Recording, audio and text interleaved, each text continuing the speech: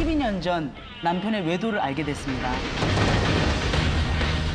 이혼을 하고 그다음에 본인의 화를, 안에 있는 화를 푸는 게 훨씬. 근데 만약에 이분이 이혼한다고 이 화가 없어질까요? 차라리 눈에 보면서 계속 괴롭히기라도 해야지, 남편을. 아니 꼭 남자가 외도를 해서 한이 맺힌 것만은 아니에요. 그러잖아요. 가슴속에 그 맺힌 한 때문에 하루하루 굉장히 힘겹게 살아가고 있는 당신 남편이 웬 여자하고 지금 딴 살림을 하고 있다는 거예요. 그다음부터 내가 뭐가 넘어가질 않아. 밥을 못 먹겠더라고. 제가 자살도 하려고 약도 먹어봤고.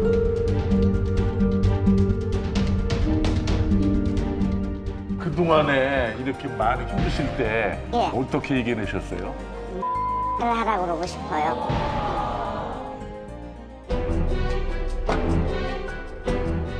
저를 때리고 칼을 가지고 죽여버린다고 했어요.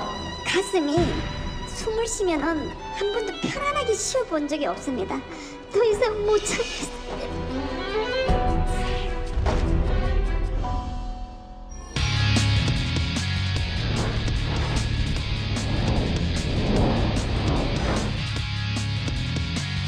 (50대) 중반에 죽은데요.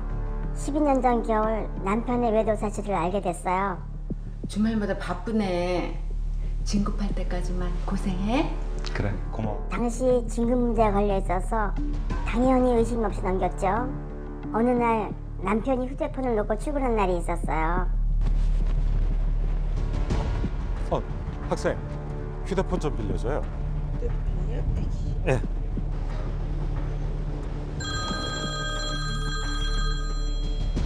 이 사람이 놓고 갔네. 오빠, 오늘 저녁에 어디서 봐? 여보세요.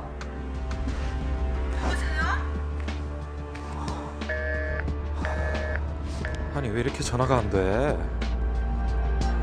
알고 보니 저보다 8살 어린 여자를 5개월 동안 만났더라고요. 아니 서치워! 치라고! 당신이 나한테 어떻게 이럴 수가 있어? 당신이 생각하는 그런 일 절대 없었어. 됐어! 피곤한 줄 알고 이것저것 챙겨먹였더니 대체 나가서 무슨 짓을 하고 내려다닌 거야? 내가 무조건 잘못했어. 미안해, 여보. 어? 앞으로 당신을 어떻게 믿고 살아? 나 못 살아! 이혼해! 아니, 여보. 무슨 얘기를 그렇게 쉽게 해? 그 당시엔 큰애가 고3이라 진학 문제도 있고 일단 덮기로 했죠. 주변에서는 10년도 더 된 일이라고, 남자들은 한 번쯤 그런다고 잊으라고는 하는데 저는 그게 안 되네요. 그 생각만 하면요, 아직도 피가 거꾸로 솟고 머리가 찌긋찌긋해서 죽고 싶다는 생각마저 들고 정신과 치료까지 받았는데 약 기운에 잠은 편하게 자도 칼로 찔린 것처럼 아픈 제 마음까지 치료해주지 못하더라고요. 아직까지도 불안하고 답답하고 불쑥 생각나고 앞으로도 평생 한이 될 것 같은데 지금이라도 이혼하는 게 맞을까요?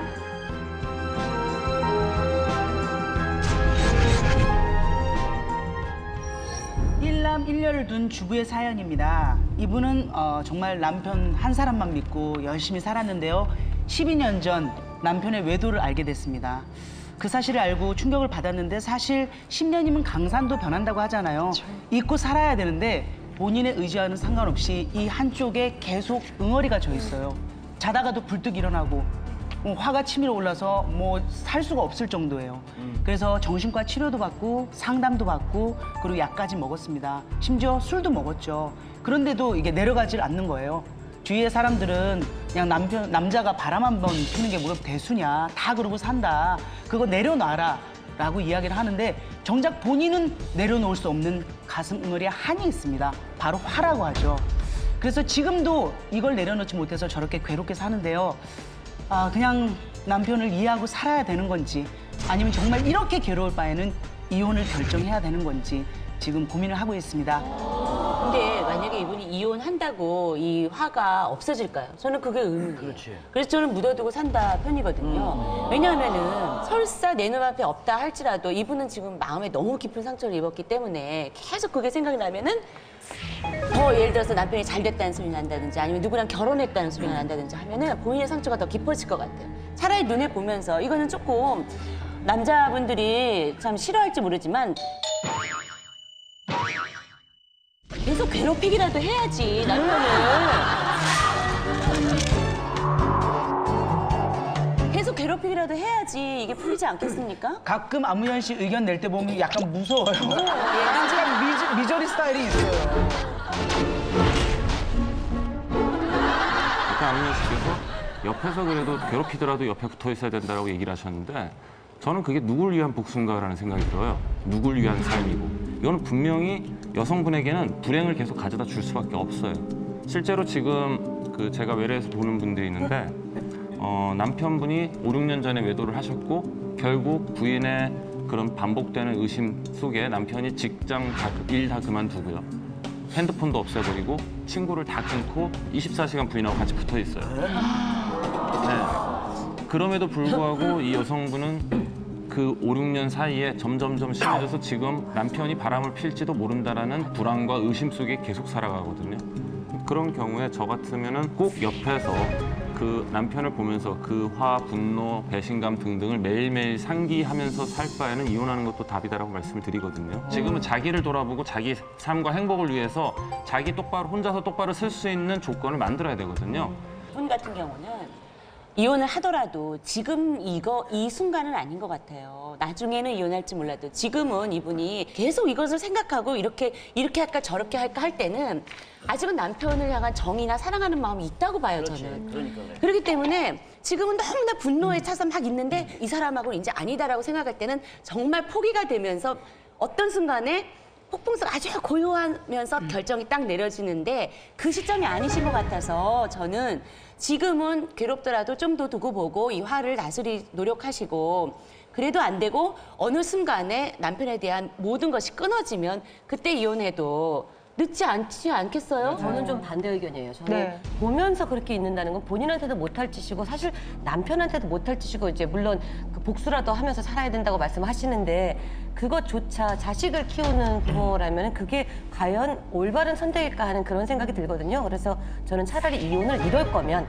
하고 묻을 수 있으면 모르지만 이혼을 하고 그다음에 정신과 치료를 받던지 본인의 아내에 있는 화를 푸는 게 훨씬 저는 옳다고 생각을 하거든요. 이혼한다고 화가 풀리고 이혼한다고 그래서 응어리가 풀리고 그러는 게 아니거든요. 그렇잖아. 묻어놓고 내가 이혼을 해보니까 알겠어. 이혼 안 해봤죠? 이혼해봤어? 모르게 뭐 천연기념물 보듯이 해요.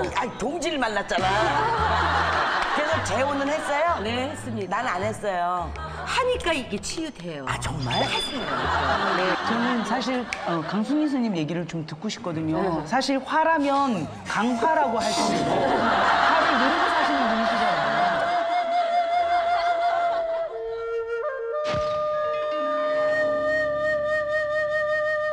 저희도 이런 걸 다 겪고 살아서 이제 옛날에는 남편들이 이렇게 만만치 않았거든요. 저희도. 그런데 이 남편은 그걸 탈로가 나서 내가 산다 안 산다 어떻게 할 거냐 그렇게 해도 유들유들해요. 저렇게 저기는 지금 길었다고 하네요. 그렇죠. 저 정도면 업어줘야죠. 저 정도면은 받아줘야 돼요. 왜냐하면 옛날에 남편들은 바람 피고 떳떳하게 밝혀서 했어도 자기 할 짓 다 해요. 그렇죠. 심지어는 여자가 그런 거 안 참아주고 어른들한테 그거 밝혔다고 더 구박맞아. 그런 세대였거든요. 그래서 저분은 그래도 그 남자분이 12년간 하셨다고 그래 그걸 반성을 하고 미안하다 빌고 그 잘해주면 되잖아요. 저는 어쩔 수가 없어가지고 아니 여기서는 이혼원에 젊으신 분들 말씀이에요. 이혼은 돈이 있어야 이혼하지 못 갖고 이혼해. 우리들 세대. 이분 같은 경우에 이혼하면 재산 다 가져갈 수 있고. 재산이 뭐 있어요? 다 어른들이 꽉 쥐고 있는데. 옛날에요? 예, 옛날에. 그래서 그런 거를 다 우리는 겪고 살았기 때문에 지금 이 속에가 그 엉어리가 있어갖고 화딱지 나면 한 번씩 신랑한테 뽑아대요. 그럼 뭐라 그러게? 죽을 때까지 갖고 가라. 죽어서도 갖고 간다고 그래. 죽어서도 갖고 가야죠. 그거는 지워질 수가 없어요. 오죽하면 돌 붙여도 돌아앉는다고 그랬다. 남자가 외도를 해서 한이 맺히는 것만은 아니에요. 분하잖아요. 분하지만은 그렇다고 해서 한이 맺히는 건 아니에요. 난 그게 한이 맺힌 거야. 것도 화가 있지. 꼭 무슨 남편이 한번 외도했다 그래가지고 뭐 화를 여기다 넣어. 그러면 옛날에 그러면 뭐 다 척 들여가지고 작은 마누라 한 집에서 같이 살았잖아요. 옛날에. 아 근데 거기는 속시원이 이혼했는데 왜 내기다 퍼버대요? 그래 여기는 계속 살았단 말이에요. 화가 났다는데 왜 그래요? 진짜 그냥 열받치네. 그러니까 나도 무서운 여자예요. 여기도 무섭고 여기도 무서워요. 우리가 보면 둘 다 무서워요. 우리 여기서 화풀이하고 계십니다. 이 방송이 너무 좋은 거야. 내가 어디 가서 이거 신랑 숨을 봐. 이런 자리 나와서 계속해서 남편 흉을 보니까 어느 정도 풀리지 않으세요, 선생님? 풀리기는 한데 이제 집에 가서 눈치를 봐요. 남편분이 가끔 이 신세계 프로그램 보시거나 그렇게 하세요? 보면 내가 돌리지. 신동성 교수님은 어떻게 생각하세요? 이럴 때 묻어두고 사는 게 맞아요? 아니면 이혼을 해야 할까요? 저는 묻어두고 살아야 된다. 왜냐하면 저는 혼자 살다가 고생하고 여기 많이 당하고 하는 걸 그런 여자들을 많이 보다 보니까 저는 웬만하면 묻어두고 사는 게 그래도 행복하다.